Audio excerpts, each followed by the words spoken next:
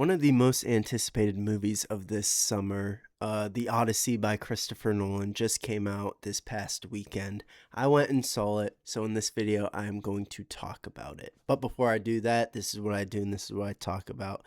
I love talking about shows and movies, mostly the fantasy genre, think Game of Thrones, Lord of the Rings, stuff like that, some sci-fi, some Hunger Games stuff, all sorts of different topics and genres. So if any of that sounds interesting to you, please check out my channel and see if there's anything else that you like. I'm going to get right into it because I watched this hoping for the best, because it's Christopher Nolan. Everyone loves Christopher Nolan. He is one of my favorite directors of all time.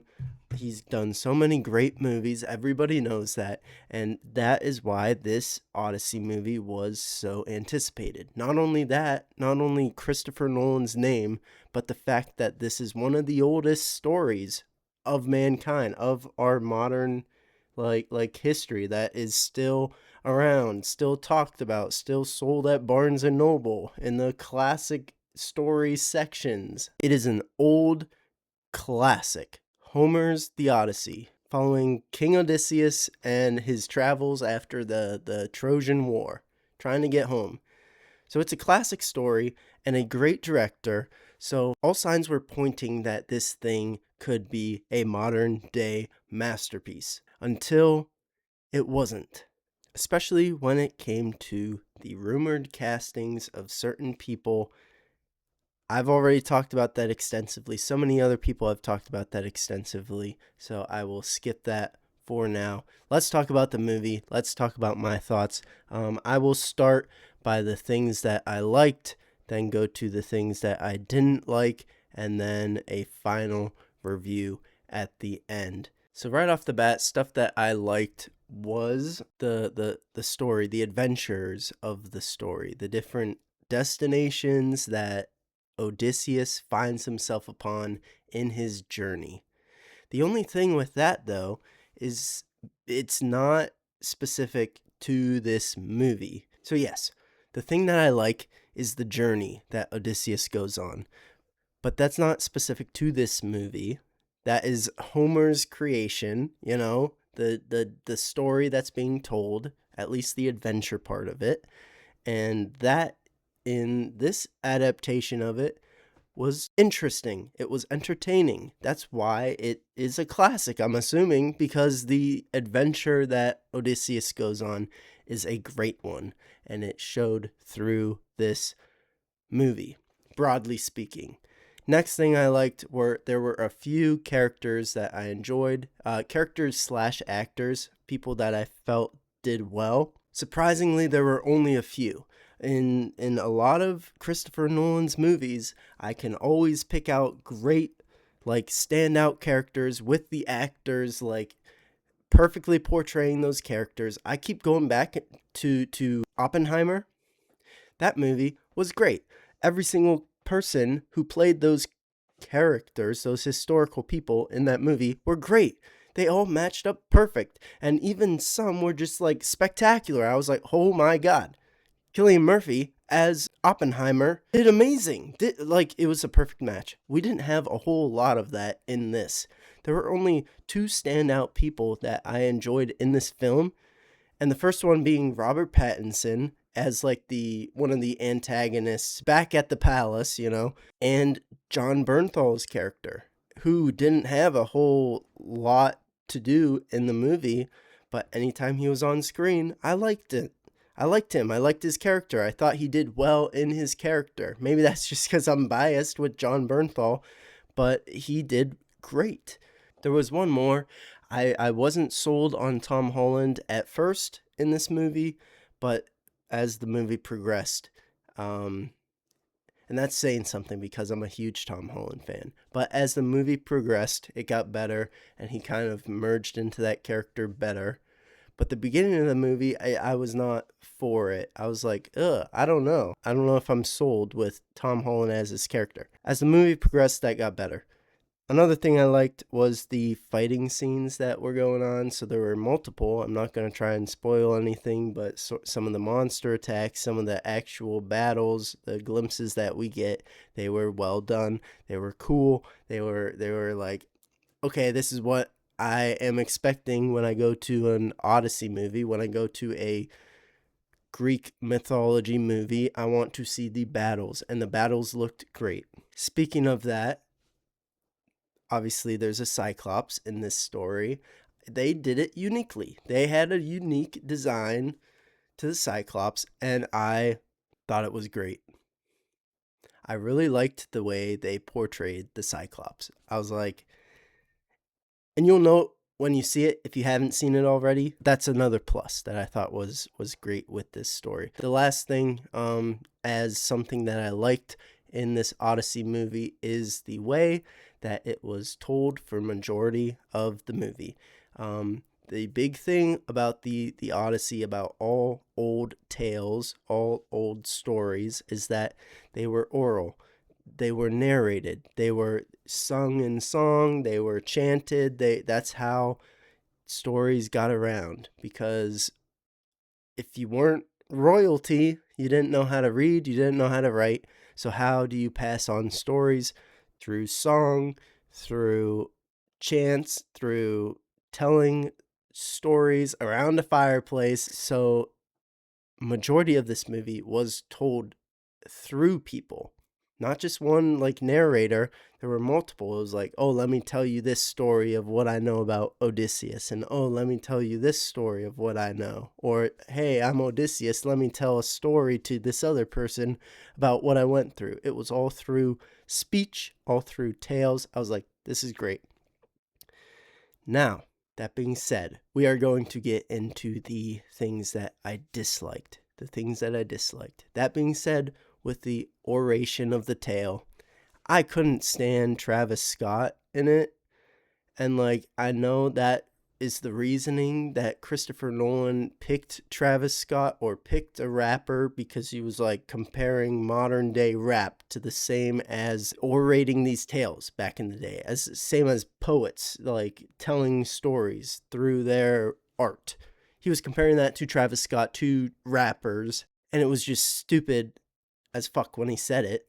I was like, that's retarded, because what do rappers talk about 90% of the time? Slanging drugs, shooting their buddies, and effing bitches. Like, that's not the same thing as a classic heroic tale. One of the oldest classic heroic tales. So the first person to speak in this movie is Travis Scott, starting to narrate the tale of Odysseus in a stupid ass way. He kept like banging his staff, saying 2 words, banging his staff again. I'm like, this just sounds stupid as fuck.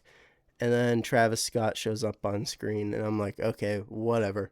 What are we doing here? So right off the bat, I was kind of annoyed and pissed off. Speaking of right off the bat, it was very, very choppy and all over the place in the first like half hour. Very choppy, very back and forth, and very, oh my gosh, it's been 17 years since Odysseus has been gone, but now all of a sudden everyone's talking about Odysseus being gone at the same time. I don't know if that makes sense. Maybe that's just me.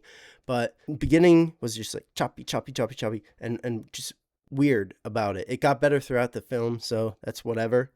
But trying to stay on the topic of what I disliked in terms of the characters, the actors, some of the stuff that I was worried about, that I made a video about earlier, with the casting, with the people they chose to play certain characters, it worried me. And those worries were valid. And unfortunately, more people got added to my list of people that I did not enjoy.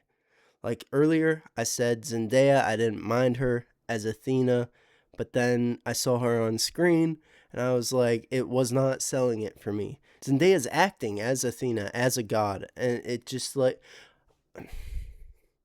it wasn't selling it. She didn't give off a god, like godly vibes or whatever. They should be otherworldly. And I know in like the story, anytime he like sees Athena, or at least I think I know, I haven't actually read through the actual Odyssey, but I've heard that it's like Athena is undercover or like in disguise, blah blah blah. But like, At the same time, if you're going to show Athena on the big screen in the Odyssey, she has to have a godly presence about her, and Zendaya didn't have that. It was just MJ from Spider-Man on the beach. It was just that chick from Euphoria on the beach. It was just shake it up, whatever her character's name, girl, on the beach. I'm like, this is just Zendaya on the beach, not Athena. Same thing with some of the other characters. The ones that one that surprised me was the mom, Penelope. I kind of hated her. Maybe that's just a character thing, but she was just like being a biatch the whole time. I was like, I don't like her at all. And kind of the theme surrounding her, which I will talk about a little bit later as well. And then obviously the people I was worried about before. So Helen of Troy still didn't work. You can't make that work. That actress did not give off Helen of Troy vibes. Travis Scott didn't work. Whoever did Cersei, like the character of Cersei, I felt didn't work. I thought she was supposed to be like this hot enchantress lady, and then it was just like Joe Schmo on the top of the hill. No, that's not a dig at the actress for that. That's just a character decision, character design for that one. But like, they're just like so many of the characters I had problems with, and it just took me out of the story. Travis Scott, Helen of Troy, Zendaya, and the dog dude, the blind guy who took care of the dog or whatever. I did not like him either. He wasn't that very good of an actor, and I kind of hated his character a little bit. So that's with the character stuff that I did not enjoy. The next thing is that the whole movie was so emasculating. It was so feminized. It was so leaning into that whole toxic masculinity trope that's done time and time again, telling men how bad they are for protecting them, for fighting, for winning wars to keep other people from coming and attacking you and raping you. But, whatever. Men are bad all the time, unless you're Ellen Page, who turns herself into a man, then that you get a pass for that. The whole theming of that, it was so feminized. And then Helen of Troy, like knowing everything, being a powerful boss bitch, and the Queen Penelope knowing everything, and oh my gosh, I know everything, oh my gosh, men are pigs. The Cersei, which of course that's a part of the story, the Cersei thing. So I get that, but the whole entire theme of the movie broadly was men are bad, men are pigs, men are monsters. And like all the women characters, they were great. Isn't it funny how there were no girl boss warriors in this, because the whole theme of the movie was war is bad and we should never ever do it ever, and let's just sing Kumbaya together around the fireplace. They don't have a solution. But you know what? Fighting is okay. If you're Odysseus and you're fighting all the suitors who want to marry your wife, then it's okay to kill people. But any other time, it's not okay to kill people. It's like all over the place. Any sort of theming that any Hollywood modern directors, writers do is just all over the place, because their morals are all over the place. I've talked about it a million times before. They have no moral central thing, and they contradict themselves all the fucking time, especially with the fighting in this. It's like, fuck, man. Screw your modern wimpy ass toxic masculinity bullshit that the whole theme of this movie was. That being said, they did the character of Odysseus so dirty. He is a king. He's a king. He is a hero. He is one of the oldest heroes that I know, that you know, that everybody knows. Odysseus, a classic, one of the first heroes in story history. And they made him a PTSD, crybaby, coward who runs away at the end, instead of what he was. A war hero, someone who led men into battle, who thought up of this great plan to win the battle when all the odds were stacked against them, where it was an impossible feat. But this dude is so badass that he figured out, hey, let's trick these guys, we'll get in there and we'll win this fucking battle, because screw them. That's what he did. He led his men in there became a war hero, became one of the biggest heroes of all time in fiction, in mythology, did all these things, survived even with all the gods smiting him left and right, and getting back to his wife. But what's the theme of this movie?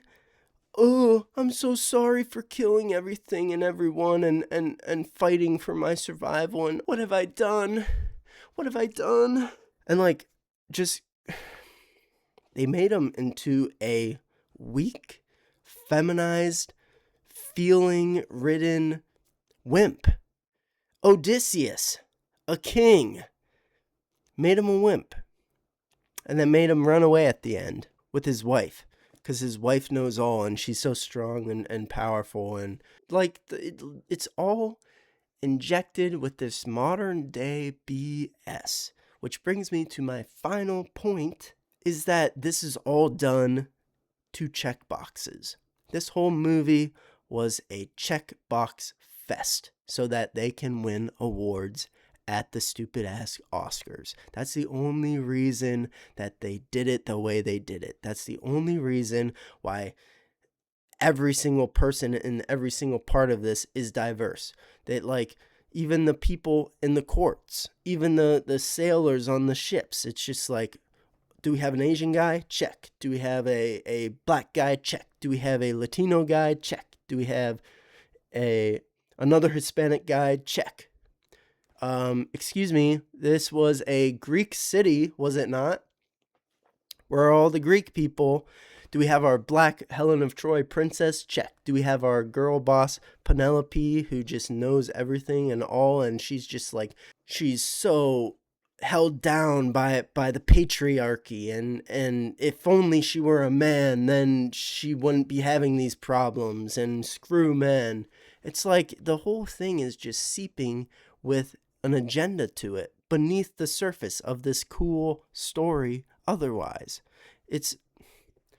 There's nothing masculine about this movie, and any masculine part about this movie, they bash it. They bash it and say, oh, bravery? Screw that. Oh, courage? Screw that. How about you be more like Tom Holland, who doesn't know how to do anything and gets his ass beat half the time? How about you be like this modern Odysseus, who has feelings and realizes the wrong that he's done, and that, oh, I really shouldn't have done that to Troy. Oh, I'm so sorry. It's like, it's such bullshit. I also didn't like their whole, we must follow Zeus's rule, the treat others as you want to be treated, which is, excuse me, Jesus, not Zeus, you fucktards. So it's like, they just spit in the face of everything masculine and good that could be taken from this story. You know, instead of leaning into the heroics of Odysseus, of his determination and courage to get back to his wife, instead of leaning into the hero that he is, the king that he is, instead of showing off the good traits of what Odysseus could teach young men and just people in general with this story, they just throw that all out the window in favor for this feminized, emasculated bullshit that's underlying in this story. It's so stupid. I can see right through it, and like, people are still gonna watch this and they're gonna gobble it up, because like, there's a lot of people who don't see or don't care that they are doing this, and that this is just a movie to check boxes for Christopher Nolan so that they can win all these awards, so that critics can give them good scores. But you see, the problem with that is there's still going to be people on the left who, even with all this bullshit injected into it, aren't going to be satisfied. It's not enough. It's not enough. It's never enough for them. And it's so sickening and tiring to see this movie come from Christopher Nolan. Because a lot of these checked boxes are so distracting to the movie. It's just annoying. It's just annoying for something that could have been really fucking cool, but it wasn't. It was really fucking mediocre and feminized and just like underwhelming for the most part. Yeah. So that's what I didn't like. I guess I'll give my review. Overall for the Odyssey, I have to give it a 6 out of 10. They had some cool parts, but there was nothing spectacular about it. Most of the acting was just like fine. There was no one. It just wasn't it. It wasn't it. Especially when I compare this to his last movie, Oppenheimer, which I was raving about for weeks and months afterwards, and I went out and bought myself the Blu-ray version of it when it came out because it was so entertaining, so good. And that had a little theme to it as well, where it was like, oh, maybe we shouldn't have dropped this bomb. But like for this movie, even this theme of regret of doing something heroic, it's just like it's so injected with nonsense and trying to check boxes so that they can win awards at the Oscars. 6 out of 10.